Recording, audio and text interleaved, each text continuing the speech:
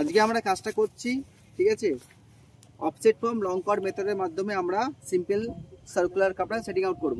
এটা আমরা only for chain এবং টেপ দিয়ে করব। আমরা এখন শুধু টেপ দিয়ে ইউজ করছি। দেখো না, ফার্স্ট নম্বর যে ওটা, ওই যে ফার্স্ট যে রেঞ্জিং রডটা দেওয়া আছে, ওটা আমাদের T1 first turning chainage point, ঠিক আছে। আচ্ছা, এই যে রেঞ্জিং রড দেখতে পাচ্ছ, এই সামনে যেটা আছে আমার ইন্টারসেকশন চেনেজ পয়েন্ট, ঠিক আছে। আর ওটা দেখতে পাচ্ছ রেঞ্জিং রডটা, আচ্ছা ওটা কি হচ্ছে তোমার সেকেন্ড টার্নিং চেনেজ পয়েন্ট। তো আমাদের এখানে কিন্তু কোনো থিওডোলাইট ইউজ হবে না বা কোনো টিএচ ইউজ হবে না, ঠিক আছে। এটা আমরা অনলি ফর টেপের দ্বারাই বা চেনের দ্বারাই আমরা কীভাবে করবো দেখে নাও।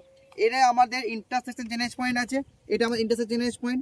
আমরা এখান থেকে কী করবো, এর ডিফ্লেকশনে এইটা এই অ্যাঙ্গেলটা আমরা আইডেন্টিফাই বার করতে হবে। এই অ্যাঙ্গেলটা কত আমরা অনলি চেন এবং টেপ দিয়ে করবো। কীভাবে করবো, টেপটা নিয়ে আসো, টেপটা নিয়ে আসো, এখান থেকে ডিস্টেন্স মেজারমেন্ট করো, একটা পেগ মারো।